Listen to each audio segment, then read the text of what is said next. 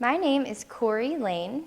Today is March 22nd, 2014. It is 1:46 in the afternoon.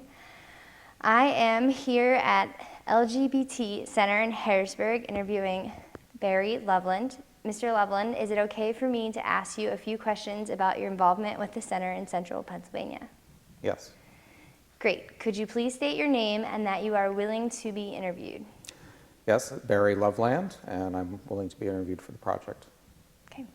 We'll sign that at the end. Okay.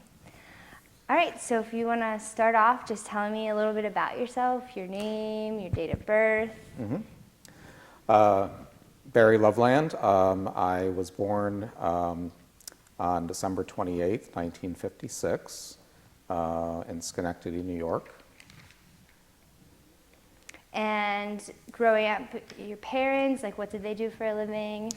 My father was a contract manager for a commercial glass company. Went to a series of jobs working in that field. And my mother worked for 40 years for a General Electric company. She was doing technical clerk kind of work, working with people who were in the drafting division of GE and processing a lot of their drawings and paperwork and things. Do you have any siblings or? No, I'm an only child. Oh, me too. Do you like being an only child? It has been some benefit. And I kind of also wish I had siblings in some respect, because it would have been nice having later in life siblings to spend time with. Because now my parents are both deceased, so I'm kind of on my own at this point. So can you tell me a little bit about, like, in New York, where you grew up and the town, and maybe anything with your... Yeah, I grew up actually in a suburb of Schenectady called Rotterdam, and it was an older suburb. My school that I went to was Draper High School, an elementary school. It was kind of an interesting school because it was K through 12, all in one building, so it was a pretty small school. We had like 125 in the graduating class. Was it a religious affiliation? No, it was a public school, but it was a small school district that was kind of sandwiched between two mega districts, and it had never consolidated with another district. And after I graduated, it actually did consolidate with another district eventually. But it was kind of a neat way to grow up, because you could participate in a lot of things at school, and it was very much a small community, and you knew everybody in the class and almost everybody in the school, for that matter. So it was kind of neat. I didn't really come out until I was later and went away to college. So. This small community environment, so that really influenced your childhood, do you think? I think so, yeah.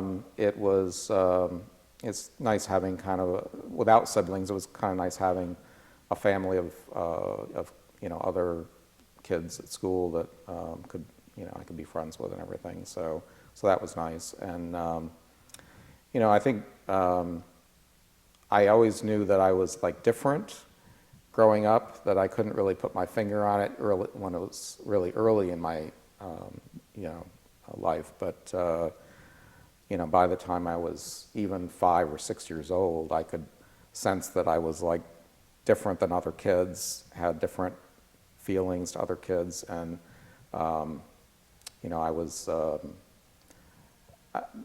immediate neighborhood that I grew up in there were more girls my age in the neighborhood than boys, and so I kind of gravitated toward playing with the girls, not with the boys, which was partly by just the fact of more girls there, but I think also I was just more drawn to wanting to play with girls and related better to them. So that kind of gave me a sense that I was different than other kids my age. So, and then later, when I got into like about junior high school, I knew that I was gay. Didn't necessarily know what that label was, but I knew I was attracted to same sex. So junior high, you mean like middle school, like 7th and 8th grade? Yeah, yeah. So did you, like growing up in your middle school and high school years, like what kind of things were you involved in? Any activities or any Yeah, after-school curriculars? I was pretty active in school organizations. I was in the student council. I was the editor of the high school newspaper for 4 years. I was the youngest editor that they ever had. So, and I was also an editor of the yearbook, and was really active in the environmental club. The environmental movement was kind of in its infancy at that point. Earth Day was kind of like a new thing, and so I was active in a school club as well as active in a couple of community organizations in environmental studies and recycling and all those kinds of issues. So with a small community, was it the same kids were kind of in the same types of activities, or would you say it was? A lot of it, yeah. A lot of students were kind of in various clubs and sports and things like that. I was never involved in any sports, but went to a lot of the games for the school and stuff. So it was pretty much a tight-knit group of kids. So where'd you head after high school then? After high school, I went to Rensselaer Polytechnic Institute, which is in Troy, New York. I'm not familiar with New York, so is that nearby or? Yeah, it's about 20 miles from my home. Okay. So I did live on campus, came home on the weekends a lot. So I still got the full campus life. Sounds very similar to my experience. Okay. The only child experience. So I wasn't a commuter or student or anything like that. I stayed on campus a lot. And so that's a very challenging school. It's like one of the top engineering schools in the country. I actually went there for architecture, studied architecture. And it's a pretty rigorous program for that as well. And graduated there with a Bachelor of Science degree in architecture and building sciences. My campus was, at that time that I was there, or started there, there was no campus LGBT organization. It was like I'd say 85% male population, because it was heavy in science and engineering. So at that time, there were very few women students. It's gotten a lot more, equalized since then, but then it was pretty male-oriented. So there were a lot of fraternities and so forth. I didn't join any of them. And of course, by then I knew I was gay, but I hadn't really come out per se. And so when I was in, I guess, my sophomore year, I started feeling like I really needed to, do something to act out on what being gay was. So I started going out to gay bars in Albany, New York, which was in college. Yeah, while I was in college. So you would have had to be 21, right? Yes. Okay. Just making sure. Actually, at that time, the drinking age was 18 in New York State. Oh, I didn't know that. Yeah. Okay. So I was able to go out before I turned 21. Although the first experience I had going out to a gay bar, I was absolutely terrified, of course, because I'd never been to anything like this. So I didn't know what to expect or what to do. So somehow I found out where at least one gay bar was in Albany. I think there was some article in the newspaper which talked about these bars and everything, and so I got up the courage and I went to the bar and opened the front door, and immediately the first thing that greeted me was this big sign that said, "You must be 21 to enter this establishment." Even though the drinking age was 18, there was some kind of issue that you could only be you could only be 21 or more. Well, it turned out that nobody was ever carded for that. So I closed the door and I left. So I thought, well, I'll have to wait till I'm 21.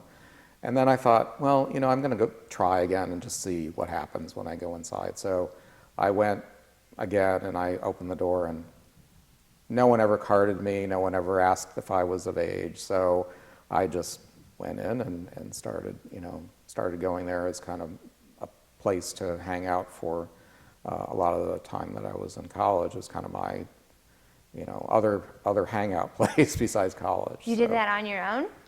I did, yeah. That has to be very intimidating. Yes, yeah. And I was, I was really nervous about it, and I was afraid that how am I going to meet people and everything else. But, eventually I started meeting people in there and got some friends and everything through that. So that really helped through college because, we didn't have really anything going on at school as far as a group. Even with the large population of men, there wasn't. Not surprising to me. Not immediately, but at some point, I think it was in my junior year, I always read the college newspaper cover to cover because journalism was kind of my second career choice. I was editor of my school newspaper and always was interested in journalism. So I noticed in the college newspaper one issue a really tiny ad that said wanting to start gay group or gay organization or support group or something. And so, and it had a phone number. So I called the phone number, and it was another student, male student on campus who wanted to start a group, but didn't, know anybody else on campus who was gay either. So I got the courage to go meet him, and we spent time talking and everything. And so eventually there were several other people who called him, and we got enough to start have a first meeting. And so I was one of the founding members of this gay group on campus, the first one that they ever had, which was kind of neat. So. And this would have been in it would have been, I graduated from there in 79, so it would have been like 77, something around there, yeah, 1977. So would you say from childhood to your college years, like what support systems besides this group did you have? Were there any other ones other than when you went to college? Not really, no. I think it was really just this group and a few people that I'd met through the bar. The bar was called 8 Ball, 369 Central Avenue in Albany. It's funny how you remember these things, but growing up and doing that, it was kind of my real social outlet. But not in high school, you don't? Not in high school, no. High school was I was very closeted. I think that, there was a point in my beginning of my senior year in high school that I think they were on to me, if you will.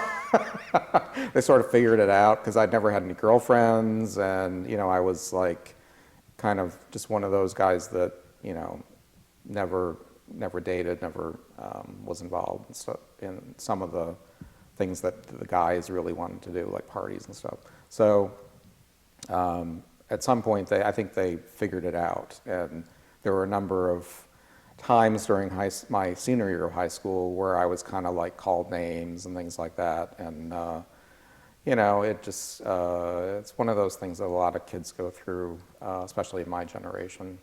I'm a teacher, and it hasn't changed. Yeah. Middle school and high school are tough years. Yeah. So where did you head after college then? I went to graduate school at Eastern Michigan University. That's quite a haul, right? Yeah, quite Okay. a leap, yeah. And I graduated from there in 1980 with a master's degree in historic preservation planning. I should back up and say, though, that during my, I guess it was senior year of college, I met my first partner. That is important. Yeah, and he had a big influence on my life at that point because he was from New York City, so he was definitely a little bit more worldly than I was, being from a smaller city in New York. And he was Jewish. I'd never really, known very many Jewish people before, so it was quite a different experience for me to be close to someone who was Jewish. He was very involved in LGBT stuff at that point. He was involved with, they had a local gay center in Albany, and so he was involved with that. He was involved with a campus group he was going to Albany State University. So also very active like yourself. Yeah, so he was at State University of New York at Albany. And we met through someone who was in that support group at RPI that knew him through a mutual friend or something and kind of introduced us. And so he was graduating in 1978. I was graduating in 1979. So he was going back to New York City. So we had met before that, maybe about 6 months before he graduated. And so we kept up a relationship throughout my senior year of long distance, which was, difficult to do, but we spent weekends together, which was nice. I would go down to New York City pretty much every other weekend to see him. And he had, after he graduated from SUNY at Albany, he applied to rabbinical schools. He wanted to be the first openly gay rabbi to ever be admitted to a rabbinical school. Unfortunately, they all turned him down. They had never had an openly gay student before. The one rabbinical school said it was an interesting question and they would think about it and they would get back to him and maybe reapply another time or something. So he didn't quite get in that way, but he did go to Jewish Theological Seminary, which is one of the rabbinical schools, but they had a non-rabbinical program in Jewish studies and Jewish history. So he was admitted to that program, but he was the first openly gay student that they had at JTS, Jewish Theological Seminary, which is right next to Columbia University. Would you say that he had any different support systems growing up and through his high school years than you did? Probably, yes. Okay. Yeah, I think it was a little bit more open in New York. Just to the environment of the city? Yeah, Okay. yeah. And of course he was, exposed to the whole city, and there was much more gay life in the city, in New York City, than in small cities like Schenectady or Troy or whatever.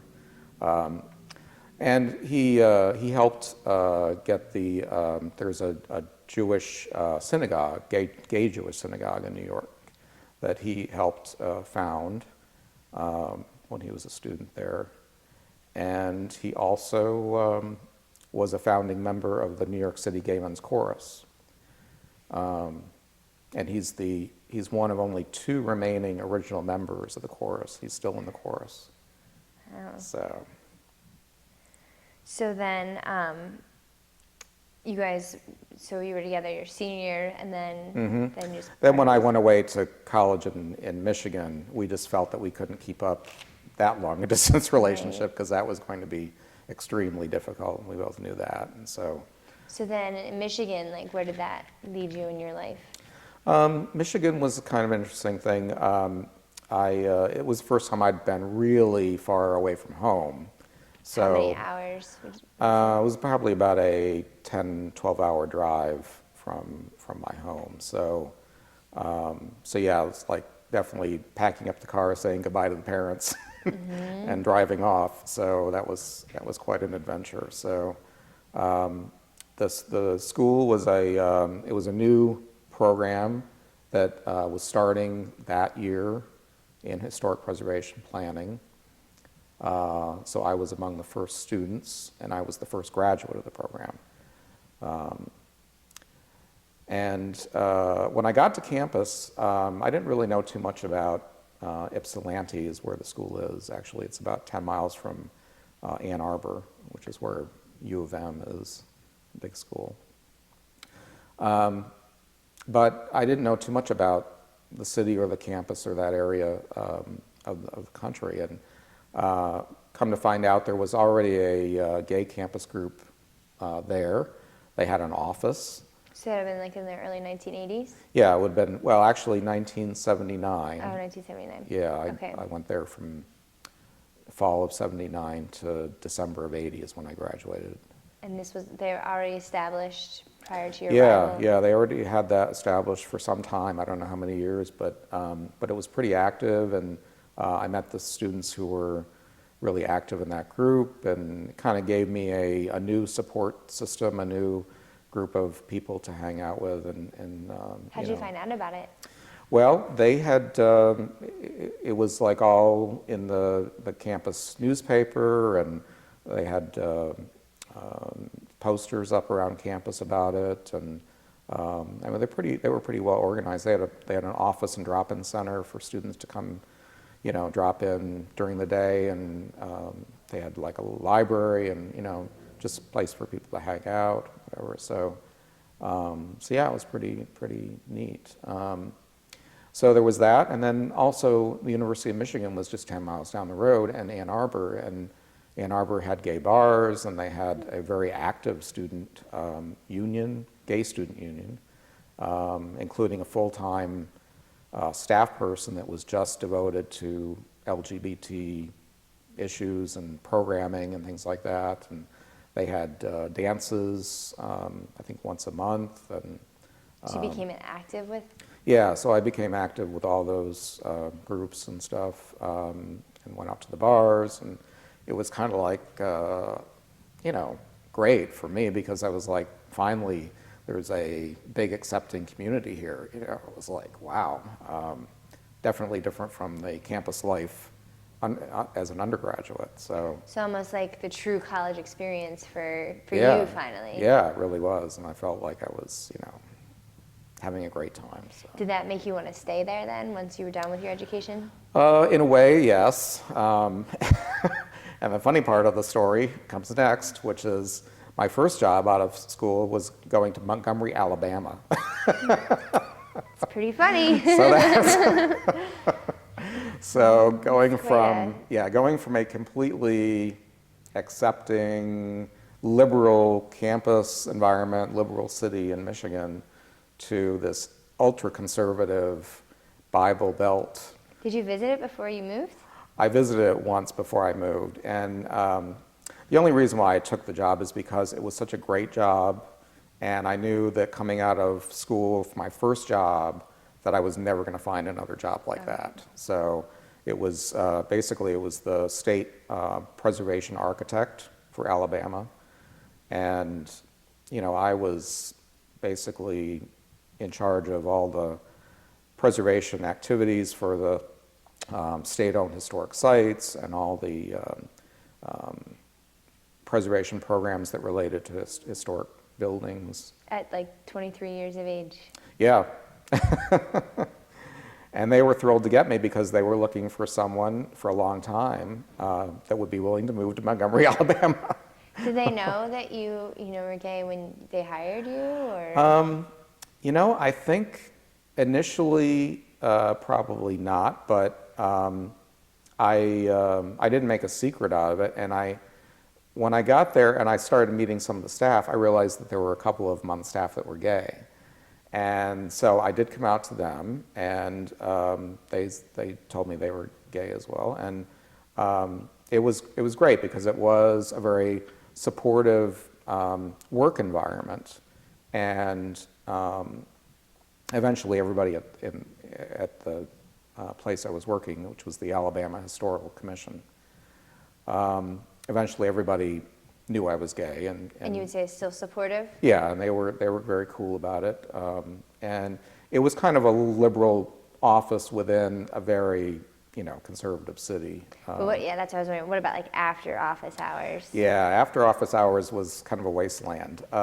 There were 2 gay bars in town, and so I did start going out to some of the bars and meeting a few people. But I was, there were no gay organizations whatsoever in Montgomery. And so I ended up meeting this guy named Clint, who was from Florida, who was a student at there's a college there that he was a student at, as a Methodist college, I think. And he also felt the same way that I did. He kind of wished that there were LGBT organizations in town that, for something other than just going to the bar. So we got together and talked about it for a while, and we decided that we were going to start some organizations. So we went to Birmingham, Alabama, and went to some of the organizations up there, because they did have a few organizations there. So we started talking to people about starting something in Montgomery, and a lot of them said, "Oh, you'll never start anything in Montgomery."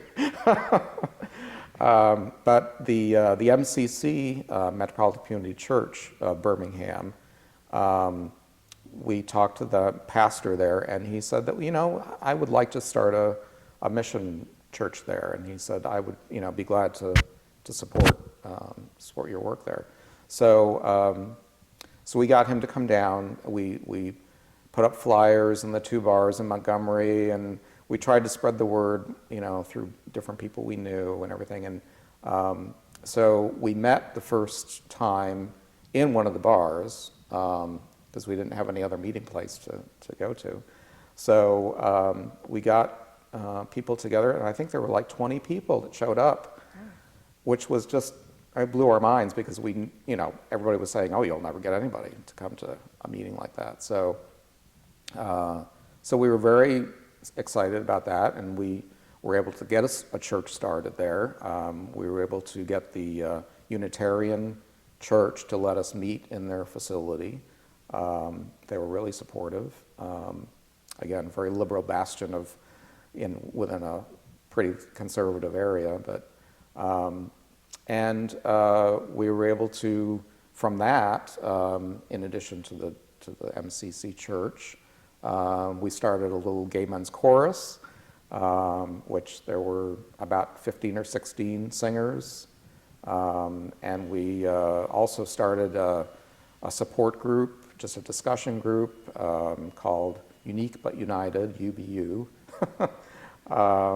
So that was kind of fun. And it really kind of started more of a community developing more of a community in that city for the first time. And, people were finally coming out to these different events and things, and feeling more of a part of something other than just going to the bars.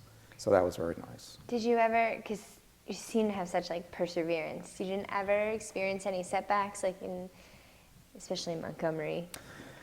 Yeah, we did get some threats that people had written us letters or sent us, something that indicated that they knew we were there and they didn't like it. So it was a little intimidating at times, and we were always watching out when we ever had some kind of event or some kind of program at the Unitarian Church. We always had someone kind of looking out as kind of a watch to make sure that there wasn't any suspicious people coming around that might be looking to do some harm to us or whatever. You would say individuals of all ages were part of your efforts in Montgomery? Yeah, we had a lot of young people, a few older people, but it was definitely more younger generation people, I think. And I think part of that has to do with the fact that it was such a closeted and conservative area that older people tended to be more afraid to come out to these kind of things. So. How long did you stay in Alabama? I was there for 3 years. And I think the second or third year that I was there, we decided there was a statewide gay conference that was held in Birmingham. I think they held 2 of them, and then I went to one of them. I think I went to the second one up in Birmingham, and we asked them if we could host it.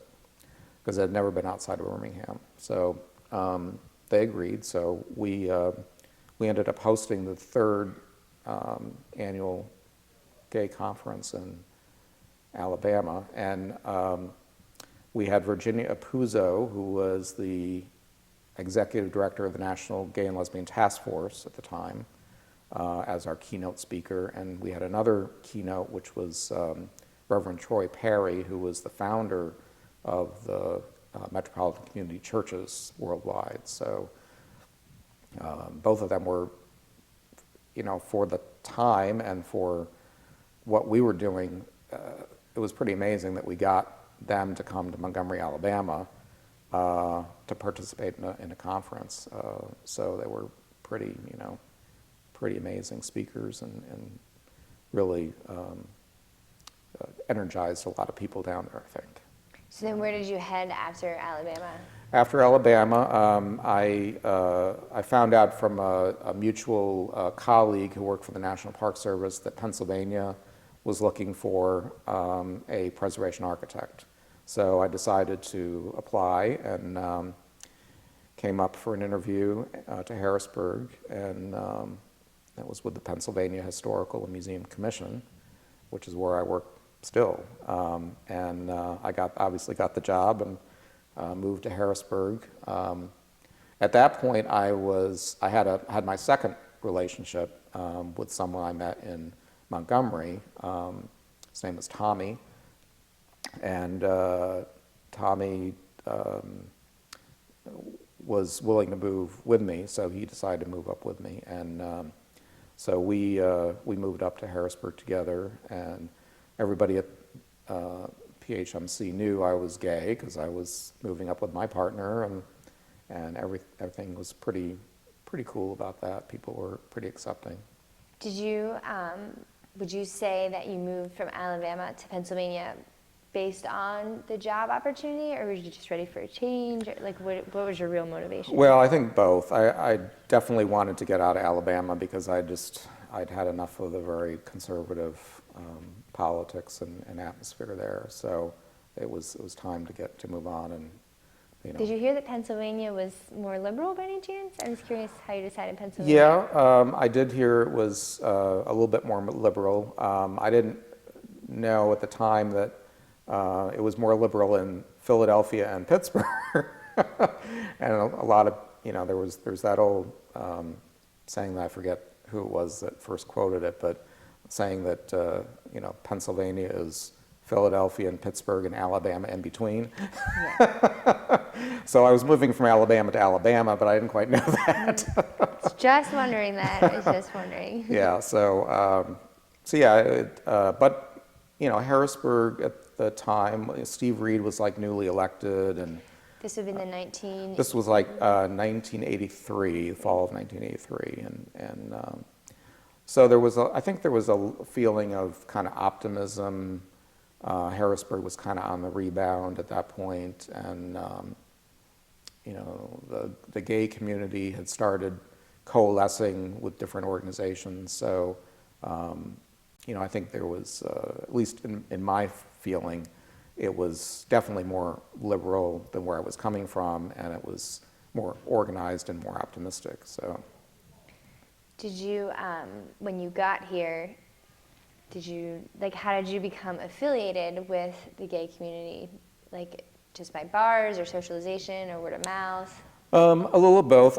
We started going out to bars to try to meet some people, and then I found out that there was an MCC in Metropolitan Community Church in Harrisburg, so we started going to their services, and they were being held at the Friends Meeting House, and so we started going there, and then also at the Friends Meeting House there was another group, Dignity Central Pennsylvania, which is a gay Catholic organization, but they also were welcoming of every faith, so we decided to start attending some of their events. They had like potluck dinners, and they were having, there was kind of an arrangement where the MCC would have, or Dignity would have its service, its mass, at one time, and then they'd follow it by a potluck dinner, and then MCC would follow upstairs with their service after that. So there was a lot of intermixing at the potluck dinners between the two groups. It's just ironic that like the systems of support are the church and the bar. Yeah. It's like they're polar opposites. But Yeah.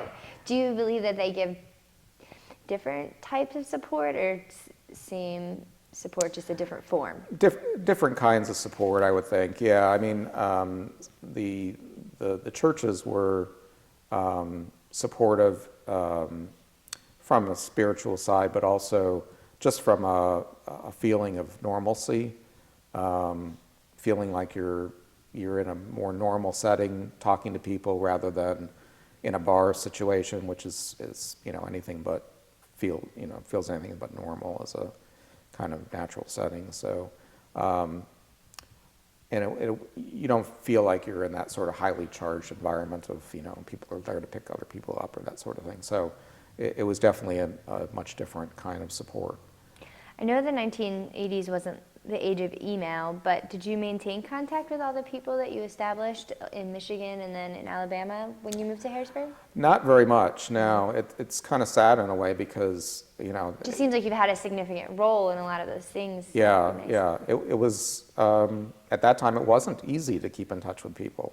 I mean, unless you were able to pick up the phone and call, writing letters and cards and things like that just takes time and effort and thought, and so you tend to sort of let those relationships fade away, and so it is a shame because there were a lot of people that I would love to be back in touch with or kept in touch with over the years because they were pretty important in my life throughout the time. So in 1983 you came to Harrisburg, and then where does your resume go? Well,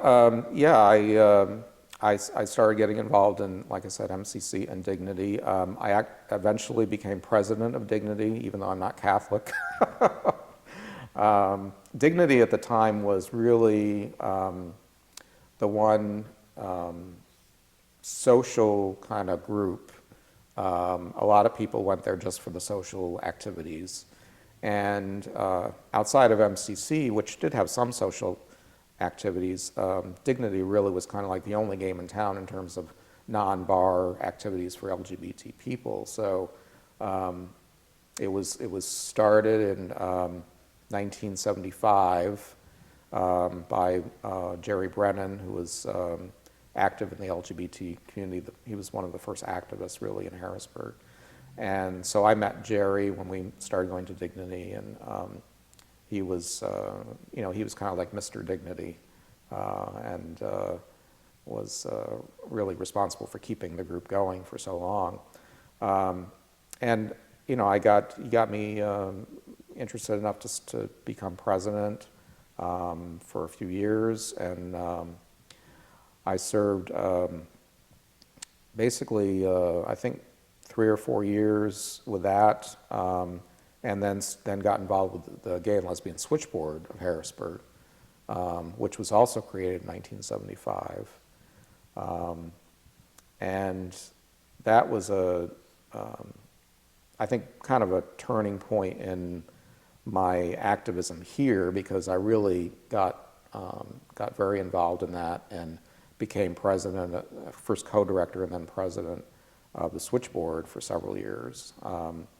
And during that time, I, did a lot of things to get the switchboard more organized. It had been kind of a loose organization for a while, and didn't have a very big budget. So I started trying to do some more fundraising, and raised the budget level up, and got an office in Planned Parenthood. It's a larger office than they had before, and I was able to start like a community directory of organizations and resources and so forth, and publish that. And also started a group called Common Roads, which is the youth organization. And at the time, it was not called Common Roads, it was called the Bi, Gay, and Lesbian Youth Association of Harrisburg, but eventually evolved into Common Roads, which is still in operation today, 20 years later. That was probably the most important thing that I did here in Harrisburg. Just knowing that you're kind of helping a lot of gay youth feel more accepted, have an outlet other than their high school experiences. By youth, how young would you say? I think the group ranges from like 16 to 24, something like that. I think they might go from as early as 14, but I think it's more 16 to 24 range.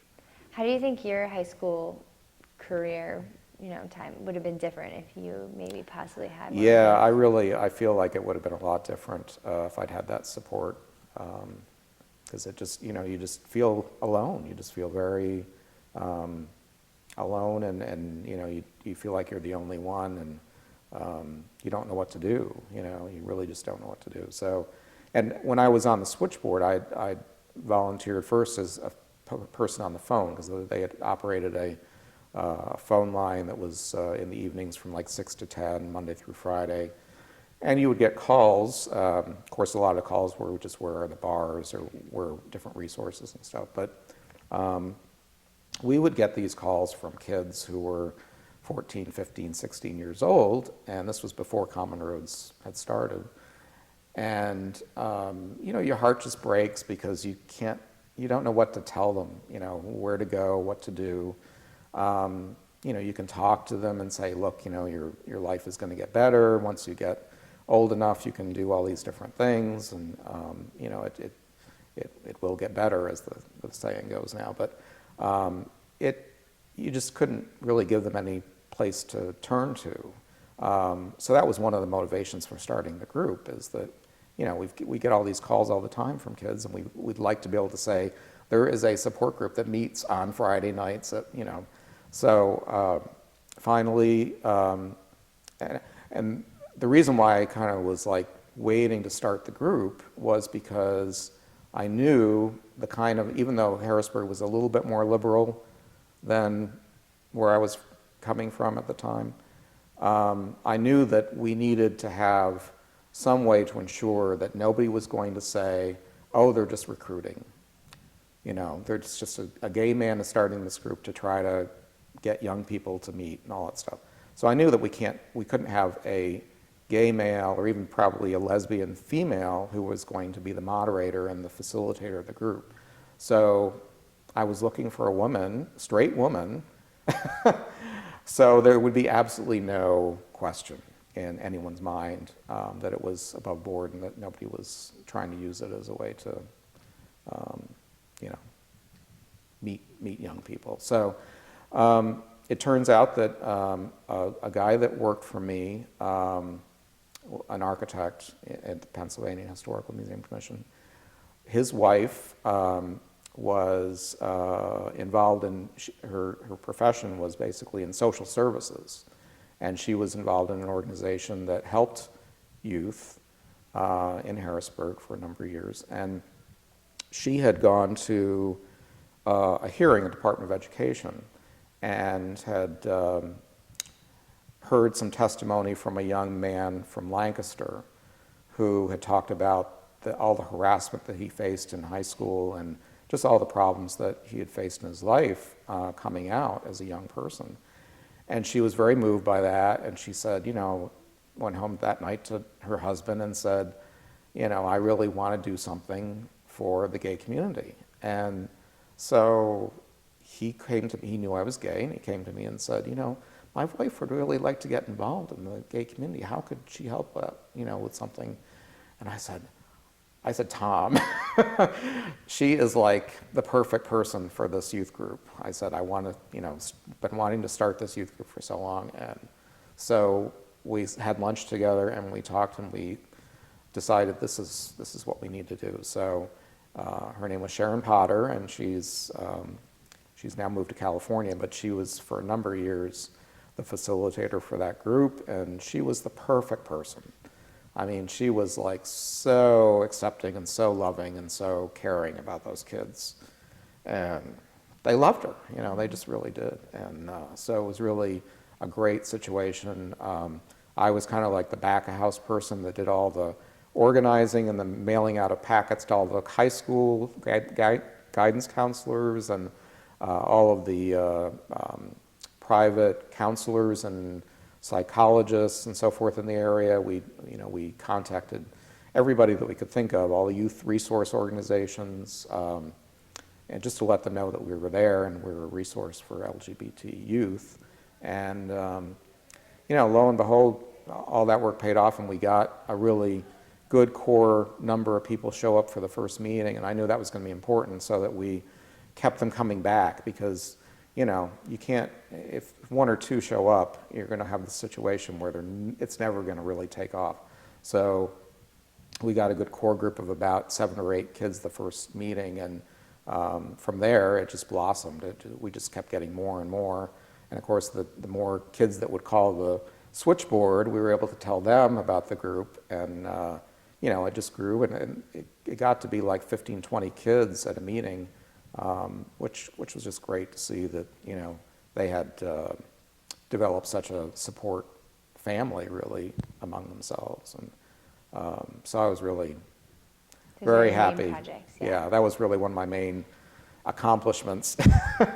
If I never accomplish anything else in the gay community, that would be enough of a legacy. So I'm curious though, you moved around from like Michigan, New York to Michigan and then to Alabama, but you stayed in Harrisburg, right? Or did you From leave? here, yeah, from here, when I moved here in 1983, I've been here ever since, and it's become really my home, and I feel probably more at home here than I would if I went back to Schenectady. So, because it just feels like it really is home at this point. So, with it being 2014, what would you say is different within the support systems or for a teen, for them now, as opposed to when you grew up in New York? Yeah, well, I think definitely having Common Roads, and Common Roads really has grown under the leadership of the center here and other people that have carried the torch in between that. They have now groups that meet in Harrisburg, and also one that meets in Lancaster and one that meets in Carlisle. So they really have developed the program nicely here. There's another group that's not Common Roads, but is sort of affiliated, that meets in York as well under Planned Parenthood's jurisdiction. But having all these youth groups meeting in this area, and just knowing that they have resources that they can, rely on, is certainly a lot better. And also the schools, I think, have come a long way, because they've developed a lot of gay straight alliance groups and LGBT groups right in their own schools. So that becomes a support, for them as well. So yeah, it's really changed dramatically, I think, from 30, 40 years ago. Did you have the support of your family? Because I know you didn't have the youth groups and you didn't have... My parents were really good about my being gay. They kind of discovered that when I was still in high school. You didn't tell them? I didn't tell them. They actually discovered a gay novel in my room. So, but they were okay. My mother was not so okay at the beginning, but she came around, and my dad was better, I think, because he was a lot on the road with his job, and so I think he felt kind of guilty in some ways of not being around as much. So I think he was more supportive to make up for that. But with your mom, you just think because of the time and her generation? Yeah, I think that initially she just had trouble with it, and but she was, she came around very quickly. And, did she? Yeah, because when I met Jordan, my first relationship, she was at first very cool to him, but then eventually she started to warm up to him, and she realized, first of all, he was he went out of his way to be very charming with her, and he was a very charming person anyway. And so, you know, she eventually just came around and realized that this was who I am. So, and you know, later in life, she was very supportive. Did your parents then become, as you became so active, did they become active too, or they were just supportive to you? They didn't become active in the community at all, and I didn't really push that because they were not the type that went out and got involved in a lot of community organizations anyway. So I wasn't about to. So how are you suggest to so them. driven? I don't know what drove me to do that, but yeah, I've always had that feeling that I wanted to contribute something to the community. So yeah. So in Harrisburg, after 1980s, so you're still the same employment and still in the common roads. Have you have any other affiliation? From 19, now pretty much from 1990. Well, when I was involved with the switchboard, some of the other things that we did, I was very good friends with, or became very good friends with Dan Miller, and he's a local activist, and also he ran for, well, he was elected as the city controller, had been on city council, and ran for mayor the last election. Did not win, but so Dan, I had met Dan, I guess back around 1990 or so, when he was still working for a CPA firm across on the West Shore.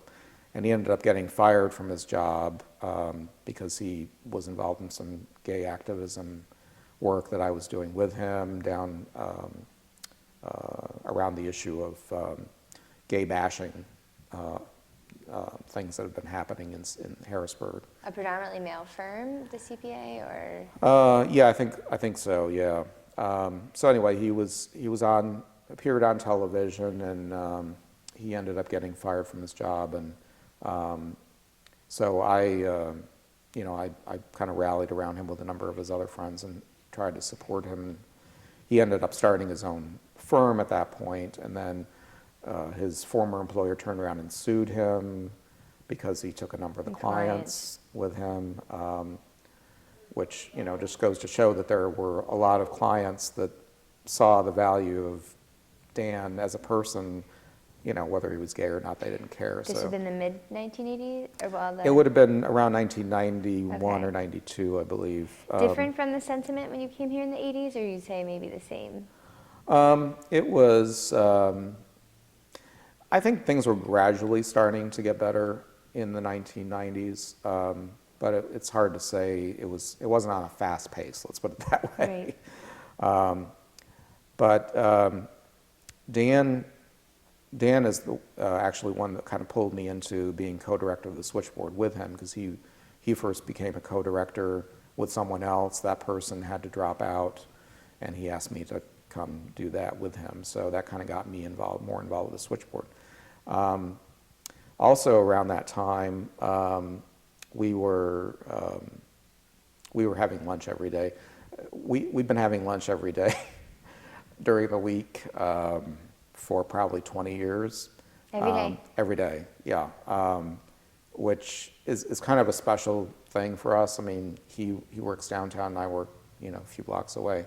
And so we would meet in the middle at a restaurant and have lunch. And, you know, we're kind of like of the same mind, activists who really, you know, are trying to do things for the community. And so we would get together and strategize different things we could do and that sort of thing. So he's definitely instrumental in your role in Harrisburg. Yeah, he really was. And so we were, one day we were having lunch, and we'd heard that there was this festival that was kind of like a gay pride festival, but it's called the Unity Festival.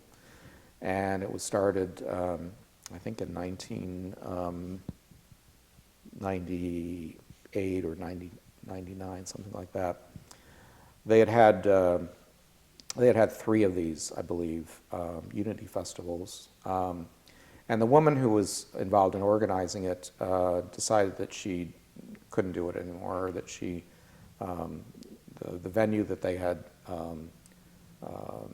Ski Round Top is where the last 2 were, and they wouldn't let them come back.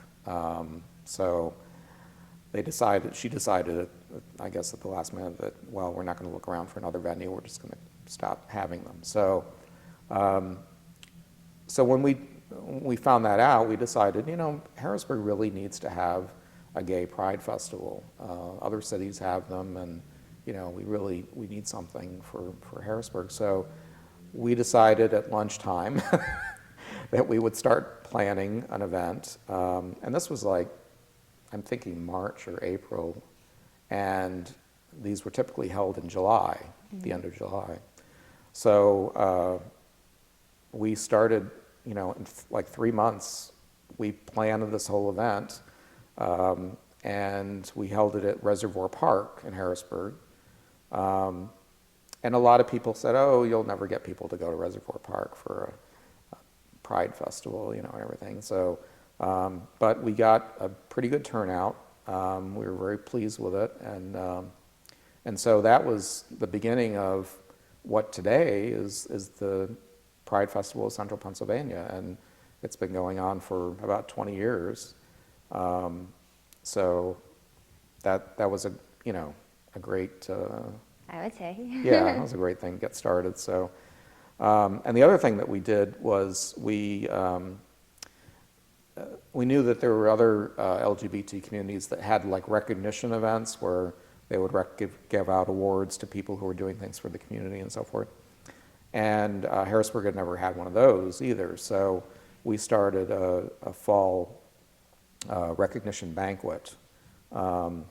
And the first one was held at Miss Garbo's Tea Room in Carlisle, Pennsylvania, which is no longer there, but it was a lesbian-owned restaurant, and they had a banquet room in the back, and so we worked with them and set up the event, and had the first awards event, and awarded quite a number of awards to people who had really been instrumental in starting a lot of the LGBT organizations before I came to town, before Dan got involved, and so it was really a nice thing that we were able to honor some of the people who were really the pioneers and got things started. So so that was nice, and that event has really continued as well. There was a few years where they didn't have it, but I think it's now called FAB, which is Fall Achievement Benefit. And so it's become essentially that event, so it's kind of evolved into that. You're so driven. Do you think that your drive helps you, or help anyone maybe formulate their own identity as being gay, or maybe is it just maybe like, the desire, everybody wants to fit in, or everybody wants to have that connection? Would you say like that's where your drive stems from? Because you don't seem like you had a horrible experience, or Right. you had just a high school years that unfortunately you had to keep under a different perception than I think you may have wanted to. But other than that, it's just you have all this positive energy and this drive, and I'm just curious where it comes from. Yeah. I don't really know, other than the fact that, I've just always felt wanting to get involved in making things better for the community and for whatever group that I'm working with. And so, I was involved from high school in clubs and different things, and just, I've always been, I'm a well-organized person. I've always been someone who really wants to get in there and really organize something and do something that is positive and, for change and things like that. So I think probably going back to my years spent in environmental work, that probably gave me a lot of my drive to try to make a better world. And then just the medium changed. And yeah, exactly. It just became, part of, self-awareness of being gay, and also wanting to make that part of me feel better and have a better world to live in as well. So, yeah, I think that's probably part of it. It's just amazing. You have a very long list of accomplishments, especially for Harrisburg. So when you talked a little bit about coming out in college, how do you put that into an experience, or is it not an experience? Like, does everybody say it's similar, or for all gay people? Like, I just curious as to how you could put that into words. Like, what? Well, it's tough to say that it's similar for everybody, because I think it really depends on the kind of campus environment that they're in. So based on support systems? Based on support systems a lot, yeah, I think so. And, having a support group, once we were able to start a support group on campus, really was like night and day for me as far as campus experience, because, I was in the dorms, I was around straight, seemingly straight, guys all the time, and of course they're all talking about girls, and they're all talking about sports, and they're all talking about things that I'm just not interested in. So it really was a lot different kind of environment once you got this support group that you could go to and say, this is what I'm going through, what are you going through? And, it really did help. So coming out means more beyond than just telling one person. Oh, yeah. Coming out really is a lifelong experience for gay people, because, every person you meet for the first time, you're coming out to, because I never thought about they that. don't know you're gay. So it really, it's something that you deal with your entire life. What are some perceptions that straight people, you'd say, incorrectly perceive about people that are gay, that you've encountered maybe in your years since college? Yeah, that's a tough question. Well, there's a lot of perception that, we're only, the only part of us that's gay is sexual desire, and it's really not that. It's really part of your whole being, and it's your, affectional desire, it's your, wanting to be part of a relationship with someone, it's your friendships with people, it's really part of your whole.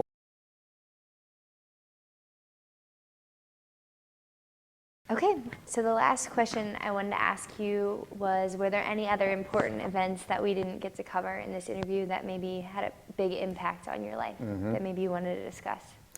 Well, I think one of the things was meeting my current partner. I met him shortly after I came to Harrisburg.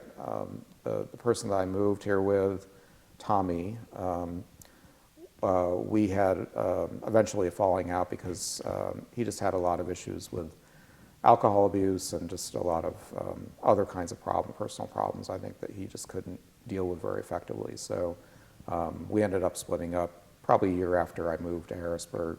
And then I met Tom not too long after that, probably about 6 months after that. And my partner Tom has been a terrific part of my life, and has really been a great partner and a great companion.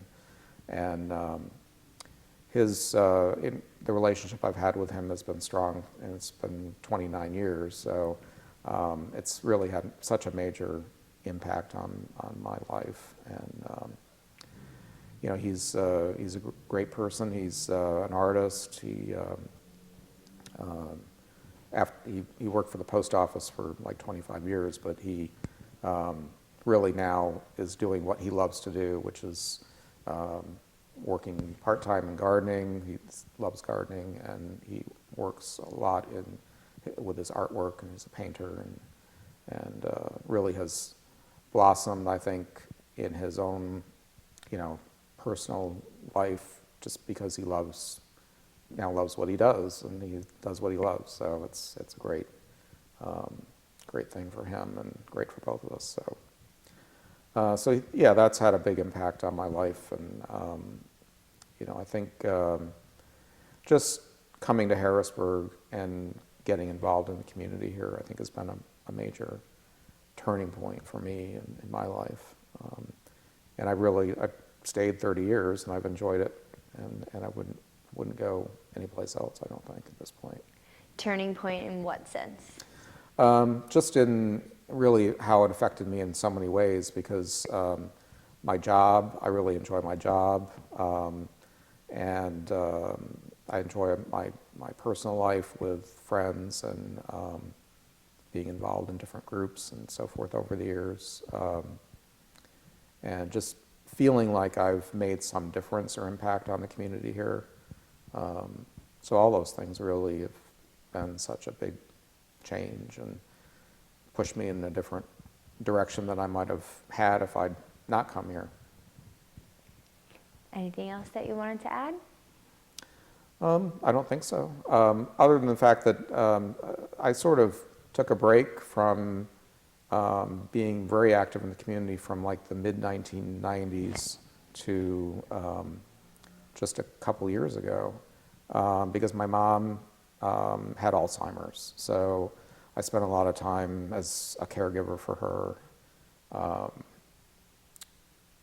which was important for me, of course, but it was something I felt I had to do, and so I took a step back from that. And but recently, getting involved in the center here and starting the LGBT History Project, which this is part of, is really exciting for me because I was involved a lot early on myself with different gay organizations and the gay community in general in Harrisburg, but also the fact that I knew so many people who were the real early pioneers who started a lot of the first organizations in the area.